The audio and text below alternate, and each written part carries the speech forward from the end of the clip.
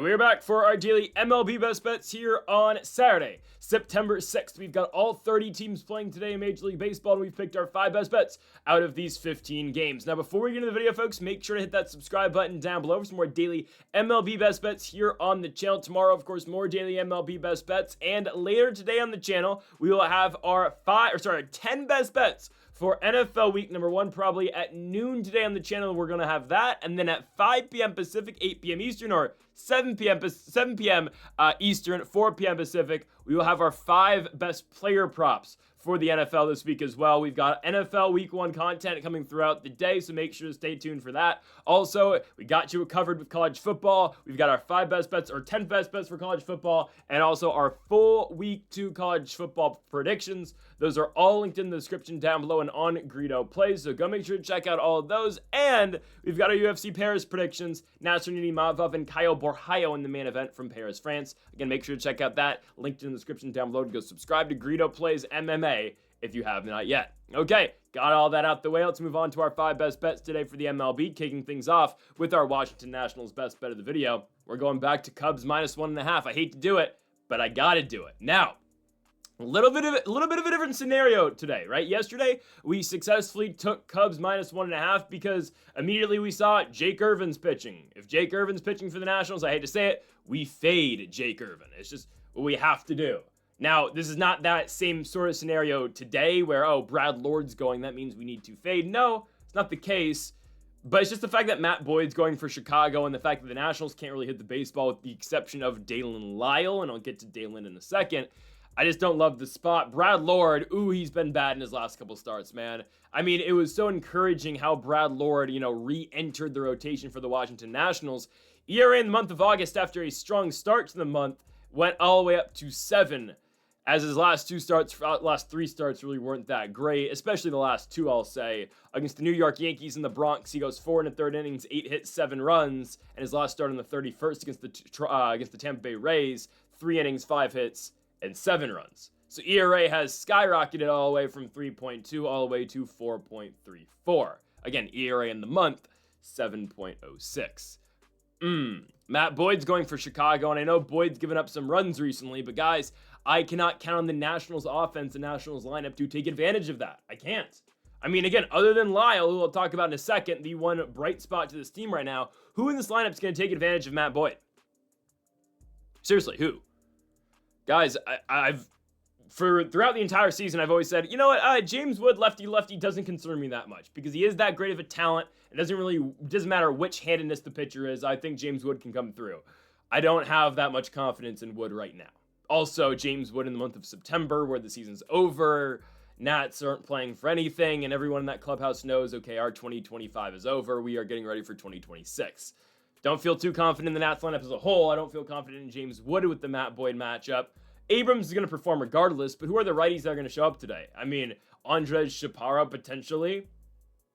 Jacob Young at the bottom of the lineup. I think Dylan Cruz is going to fare fairly well against Matt Boyd, but there are just it's too far and few in between for the Nationals lineup. There's not enough guys, and I love Dalen Lyle, but it's a lefty-lefty matchup for Lyle in this spot. Now, Boyd has not been at his best. You look at Boyd's last 3 starts against the Brewers, Giants, and Rockies, not good.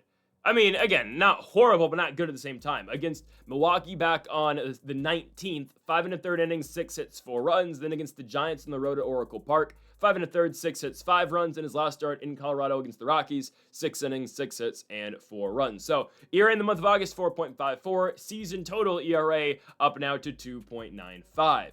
And again, it's just who in this Nationals lineup do you think is going to come through? I don't think Lord's bad. It's just I don't know how he's going to fare against this Cubs lineup who scored 11 runs yesterday, 5 of which came in the very first inning off of Jake Irvin. Now, right, Dansby Swanson hits the 3-run bomb. Center pitch on an 0-2 count. Way to go, Jake. Nats find themselves in a 5-0 hole early. Reese McGuire goes yard in the second inning. And again, we're playing catch-up the entire game. Cubs win 11-5. I'm not too pressed because I still won money off of it. I don't think the Nats are going to play a close game here, but I do need to talk about Dalen Lyle a little bit because he's the one guy who could throw a wrench into all of this. Legitimately right now, Dalen Lyle is probably the best hitter in baseball. The casual fan doesn't know just yet, but just you wait. You will know the name Dalen Lyle, and you will know the name Dalen Lyle for the foreseeable future. I mean, what a rookie season for Dalen. Is he going to get Rookie of the Year votes? Probably not, right? But he's batting .275, 3 home runs, it is what it is, 27 RBI. But look how hot Dalen Lyle has been over the last 2 months. In the month of August for Dalen Lyle, he bats .304 with a .353 OBP and a .771 OPS. So far in the month of September, I get it's been 4 games.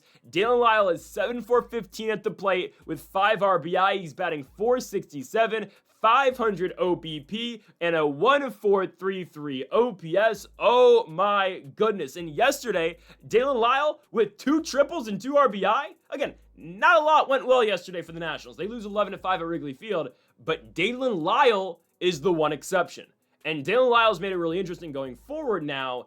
Is he the third outfielder for the foreseeable future with the Nats? Is it Cruz in center, Lyle in right, and Wood in left? But I honestly think Dalen's making it a possibility that he can just be the long-term DH going forward. Because, again, Dalen's been excellent at the plate. In the field, he's not the best. I think, again, you can, I don't want to say hide him in right field, but I think he's playable out there. But I do think we can get a better bat in the offseason and a better hitter. Well, I think a hitter on par with Dalen Lyle who can also play the outfield. And then we can just DH Lyle if needed. Either way, I have no problem starting Lyle in the DH spot every single day, nor do I have a problem with him starting in right field every day. But Dalen Lyle, we came into the year, it was just, is it Lyle? Is it RH3? Who's going to take the reins and be that third outfielder or establish themselves as an everyday starter for the Nats? Well, I love RH3, but RH3 for now is looking more like a bench, a bench outfielder who's going to come in and play spots. Dalen Lyle's the guy who has earned the starting job, and I do believe Lyle, who's only 22 years of age, has firmly established himself as part of the young core. I mean, Lyle's on a crazy hit streak right now. He's gotten a hit in each of his last 6 games, 467 in the month of September. He's earned the right to bat at the top of the lineup every single day, and that's where Miguel Cairo has him right now. I'm so impressed by Dalen, and I hope he continues this into 2026 because we have found another part of the future going forward. Anyways, I'm still taking Cubs -1.5 because as much as I love Dalen, he can't do it himself. I know Matt Boyd hasn't been on his best, but I do believe it's a bounce-back start for him, and I believe the Chicago Cubs are going to get it done at home at Wrigley Field. Let's move on now to our second best bet of the video. Let's go to our Nerfy of the day. We have the same discussion every single time we play Los Angeles Dodgers Nerfy, for good reasons. Now, yesterday the Nerfy did not hit because the Chicago White Sox scored a run in the top of the first inning. Okay, it is what it is, right? Chicago wins the game 7-5. They're now on a 5-game winning streak after completing a 4-game sweep up in Minneapolis against the Twins. They scored in the first inning against the Tigers yesterday, and they beat the Tigers. Shane Smith picks up the victory for the Chi Sox. Today, I'm going to go with the Dodgers and the Orioles Nerfy. I believe the Orioles are very playable to straight up win the baseball game. I'm not going to do it because the 2 money lines I have later in the video, personally for me, I just like them more. +125, +120 for Baltimore is not horrible. Guys, they do nothing but win with Trevor Rogers pitching. Now, again, that's why I'm going with the Nerfy here, because Trevor Rogers has been that good, and the reason why I'm not going O's money line is, okay, the Dodgers have lost 4 in a row. They've lost 6 out their last 7. They gotta win a game eventually, right? I mean, one would think, but I mean, look at the San Diego Padres who keep on losing. They just went to Colorado and lost 3-0. So, I don't know, man. But anyways, right?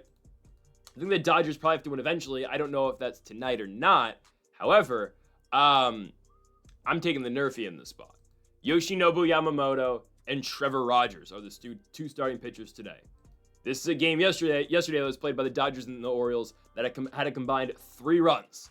Jackson Holliday scored on a wild pitch in the bottom of the 5th. Freddie Freeman hit a solo home run in the top of the 6th. And Basallo, Samuel Basallo, the rookie, hit a walk-off home run to win it for the O's. Basallo. Dude's good. Basallo's really solid. There's a reason, right? Adley's probably getting moved in the offseason. Probably to the San Francisco Giants. I'd love the Nationals to hop in. He's probably going to go to San Francisco. Anyways, right? The Orioles are playing decent baseball. I don't think they score in the first inning off of Yamamoto. I just don't think they do. Again, I like Jackson Holliday. I really like Jeremiah Jackson, who's batting .320 since becoming a Baltimore Oriole. Good for him, man. Gunnar Henderson, Ryan Mountcastle, that's 1, 2, 3, 4 for Baltimore. Yoshinobu Yamamoto has been one of the better pitchers in baseball, and he's coming off 2 really good starts against the Padres and the Diamondbacks. Against San Diego on August the 24th, he goes 6 innings, 4 hits, 2 runs. And in his last start on the 31st against the D-backs, he goes 7 innings, 4 hits, and 1 run with 10 strikeouts. Yamamoto has been pretty automatic for us all year long with Nerf feats. And here comes Trevor Rogers, who has established himself as a really good pitcher in 2025. A very good pitcher in 2025. I mean, he is the model of consistency. Guys, Trevor Rogers, he will only give up 1 run a start. That was the exact pattern that happened in the month of August. Every single start Rogers had in the month of August, he went deep into a game and gave up exactly 1 run. 8 innings, 6 innings, 7 innings, 7 innings, 7 innings, and 7 innings. In all of those, Rogers gave up, again, just 1 run. ERA is down now to 1.39 on the season for Rogers, and that's over 10 starts now. That's with 90 innings pitched. He's given up 14 runs. Yeah, he's going to give up 1, but I'm going to take those odds compared to a random pitcher in the league who's probably going to give up 3 runs in 7 innings. Trevor Rogers, at max, gives up just 1. And I get it. Oh, the Los Angeles Dodgers lineup. It's one of the better lineups in baseball. I get that. Don't care. Do not care. Because also, think about the 2 lefty-lefty spots we're going to get with the Rogers here. Guys, the Dodgers lineup is ice cold. They go to Pittsburgh, they get swept. Okay? Yeah, they showed moments of greatness in the top of the 9th on Thursday's game against Pittsburgh as they were trying to get their way back into that game. They scored 7 runs in the loss on Tuesday. What happened, though, in both of those? They lost. Right? Yesterday, they score 1 run in Baltimore. Trevor Rogers is going to get multiple lefty-lefty spots in the first inning. He's going to get Shohei Ohtani, lefty-lefty, and he's going to get Freddie Freeman. And no disrespect to Mookie Betts, he's not a guy that overly concerns me right now in the 2 spot. Because, yeah, Mookie might get on. Is Mookie going to be the single-handed reason we don't win the Nerfie?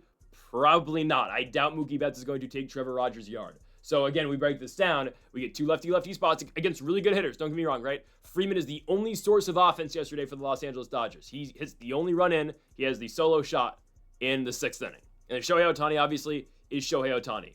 But you get both those guys lefty-lefty with Trevor Rogers, who has been an elite arm in baseball in 2025. I know, again, still a somewhat limited sample size, but we can't call it limited that much anymore. He's made 10 starts this season, and the ERA is still sub 2, right? 0.82 whip in these starts as well.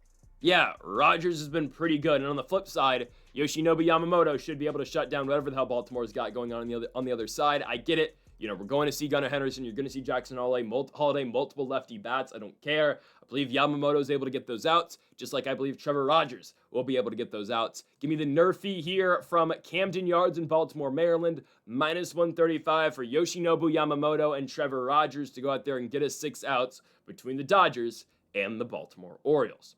We move on now to our 3rd best bet of the video. Let's go to our first money line of the day. Guys, we are riding the wave of momentum that the San Francisco Giants have. I told you, watch out for SF. I said it a week and a half ago when they started to go on this run and I started to see the Padres playing worse and worse. Guys, the Giants are 4 games out of the playoffs. They are exactly 4 games behind both the San Diego Padres and the New York Mets. I'm here to tell you, it is definitely the Padres. That'll be the team if they get in. I think it's a very difficult shot for them, right? You can look at ESPN's probability. The Padres have a 97% chance to go into the postseason. The Giants have a 4.2% chance to go to the postseason, right? I guess the Padres still have a better percent than the Mets, which I don't really see that the way the Mets have been hitting, but that's neither here or there. Shout out to New York yesterday for coming through, and shout out to Edwin Diaz yesterday in the bottom of the 9th, escaping a bases-loaded no-out jam to win the game. That was the most Cincinnati Reds moment I've ever seen. Anyways, I think the Giants are playing really good ball. I mean, I don't need to say that. I know they're playing really good baseball. Another 4 games behind the Padres. The Padres team that just went into Colorado yesterday and got shut out by Kyle Freeland. But you know what? Crazy things happen after you get ejected in the first inning of your last game. He bounces back and pitches 8 shutout innings against the San Diego Padres, who are right now dead in the water. That's what San Diego is right now. Again, still a month left to go. It's not looking good for the Padres. They look horrible. Look at the Giants, man. Look at the San Francisco Giants. Winners of 11 out their last 12 games, is it? 10 out their last 11? Only loss being a blowout loss, that random Saturday game last week against the Baltimore Orioles. I know what you're thinking. Oh, back-to-back Saturday L's? No. Okay? The Giants are winning today against the St. Louis Cardinals, believe you me. Okay? Going for the Giants tonight is unk. I get it. We made a whole season out of betting against Justin Verlander. Guys, I'm here to say, We don't do that anymore. JV's ERA in the month of August, even including a horrible start against the Washington Nationals and a horrible start in San Diego against the Padres, his ERA in the month of August was 3.62. He's coming off 2 pretty productive starts, really good starts. 5 innings, 3 hits, 10 strikeouts over 121 pitches for Verlander last Sunday against the Orioles, and a 6 inning, 7 hit, 2-run performance last Tuesday against the Chicago Cubs. JV has more than doubled his win total over the last 2 starts from the entire season. Back-to-back wins for him on record against both Chicago and the Baltimore Orioles. ERA now on the season down for JV to 4.29. Yep, Unk still got it at 42. We clowned on him quite a bit. Justin Verlander, guys, is playing himself into an extension in San Francisco, and if not in San Francisco, Justin Verlander is going to find a spot on a starting rotation next season. And hey, I'd rather watch JV in my rotation once every 5 days than Mitchell Parker and Jake Irvin. Regardless, starting for the St. Louis Cardinals, Andre Payante, who has been consistently one of the worst pitchers in baseball, starting pitchers in baseball in the month of August. ERA is 8.67 in the month. Every start's been bad for him. Guys, Payante has won 1 start. The Cardinals have won 1 game in which Payante has started since June 20th. And he pitches once every 5 days. This team went 0-6 with Payante on the bump in the month of August. They go 1-5 with Payante on the bump in the month of July. That's pretty bad. ERA in the month of August, 8.67. ERA in the month of July, 5.16. ERA on the season for Payante out of Mission Viejo, California, 5.38. And I know I made a mockery out of the Giants for most of the season. They can't hit. They're horrible at the plate. They were. Can't say that anymore. Guys, Devers and Adames right now might be the hottest 1-2 punch in baseball right now. How do you pitch against those guys right now? Another game yesterday where both of them go yard. Devers hits a home run. Adames hits one out as well. They're playing really good baseball. And you match them up with the guy who's got a +5 ERA this season. Ooh. That don't sound good for St. Louis. It just don't. And I, oddly enough, have quite a bit of confidence in Verlander right now. What's gonna happen? What production are we getting out of the Cardinals lineup right now? Seriously, it's few and far in between. There's guys, don't get me wrong, like Ivan Herrera can hurt you, right? There are guys. St. Louis's lineup right now is bad. They've kind of given up on the season, even though they're only 6.5 games out of the playoffs. They know they're not getting in, right? Their season's over. San Francisco, for as dead in the water as they looked, they've won 10 out their last 11. They're on a 5-game winning streak, and they're seeing the Padres continue to lose. They're thinking postseason now. They can just stay hot. Yeah, they probably will pass San Diego the way that the Padres are playing. And hell, again, the Mets are right in there as well. They could possibly surpass New York if the Mets, fall on their ass. We'll see. I'm taking the Giants here, though. This lineup's hitting too well. Jung-Ho Lee yesterday, 4 hits. Casey Schmidt, 2 hits. Patrick Bailey, 3 hits. Everyone in the Giants lineup yesterday hit. And shout out to Drew Gilbert, who we made fun of a couple weeks ago. Well, he is just now the new Mike Yastrzemski in San Francisco. Fans love him. Players love him. He is just a clubhouse and attitude guy, and he's been great for them recently. I cannot lie. Guys, the Giants had 18 total hits yesterday against the St. Louis Cardinals. When does that happen? There's winning baseball again in San Francisco, which is crazy to say, and they are making that playoff push, and today, the playoff push continues, especially with them facing a pitcher with a 5.38 ERA. I'm taking San Francisco Giants money line on the road in St. Louis. Give me the Giants and Unk Justin Verlander to win at -125. On to our 4th best bet of the video. Let's go to our 2nd and final money line of the day. Guys, the D-backs have to lose eventually. They gotta lose eventually, right? Today's the day they lose, okay? I'm not buying this crap that the D-backs have won 7 of their last 9 games. They're not actually that good. There is going to come a day where their bullpen finally explodes, when they finally have a bad night out of a starting pitcher, and their lineup finally goes ice cold, okay? It has to happen eventually, and I'm jumping on it right now, okay? The Red Sox lose to Arizona yesterday after I came on here yesterday and said, well, I can't get a Diamondbacks game right now. They're the new Seattle Mariners for me. I can't pick a D-backs game one way or the other. And we lose 10-5. Again, as a whole, had a pretty decent day yesterday, had an okay day. The damn D-backs do it to us again. 10-5 victory for Arizona. I don't know if it's the fact that Roman Anthony's out for the season now. It's definitely not it. But Arizona yesterday wins. 10 runs, 11 hits for them. Yeah. How about Nathaniel Lowe hitting a triple, though, in the second inning? Like, what? I think he actually hit 2 triples all year long with the Nats, which I believe he had 0 going into the season. He hits 3 now this year, which is really weird. Where did this come from, though? How is he batting .325 as a Red Sox? I can't stand it. This team still has enough weapons and enough offensive pieces to beat Arizona today. On top of that, the Red Sox easily win the pitching matchup. Guys, it's Lucas Giolito and Brandon Pfaadt. Brandon Pfaadt's not been good this year. He has not been good in the month of August. So I think that's going to carry over into the month of September. I don't think he's going to be good this month. Guys, ERA for Pfaadt in the month of August was 6.16. Last start against the Los Angeles Dodgers, 4 1/3 innings, 8 hits, 4 runs. I get it. That's a good team. Milwaukee before that, 2 2/3, 8 hits, 6 runs. Again, those are good teams. If you're giving up that many runs, though, again, I know Milwaukee's great, but you get 8 outs and you give up 6 runs and 8 hits? Guys, Boston should be on that level, okay? If the Red Sox are any bit of serious about contending in 2025 and being a threat in the playoffs, yeah, you should be on the level of the Dodgers right now, who suck. You should be on the level of the Milwaukee Brewers, who are a good team, have a good record, but nobody really treats them serious as a true contender. When we think about the true contenders, we think of the Phillies, we think of the Dodgers, we still think of teams like the Mets. We're not thinking of the Milwaukee Brewers yet. We're just not, especially after Philly just went in there and won 2 of 3 in September. You know, I think Milwaukee's good. They're not great, though, and they're not a team that if I'm one of the teams in the playoffs, I'm not, oh, goodness, we get Milwaukee. I want to go into American Family Field and play that team, especially after the breakdown they had last year, the collapse they had last year against the New York Metropolitans in the wild card round as a division winner. Anyways, the Red Sox win the pitching matchup tonight. Brandon Pfaadt comes into today's start with a 5.33 ERA. Lucas Giolito pitches for the Sox. Giolito's been good this year, and he was really good in the month of August. 2.39 ERA in the month for Giolito.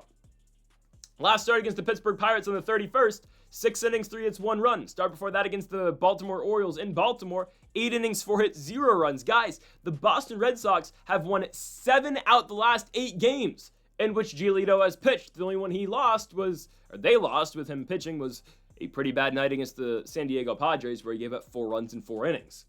But other than that, Giolito has been dominant for the Boston Red Sox. And eventually there's going to come a day where the answer backs don't score. There's going to be a day where the answer backs bullpen finally implodes on them, okay? Corbin Carroll yesterday, another home run, 2 hits and 3 RBI. Gerardo Perdomo, home run, 2 RBI, 4 hits, okay?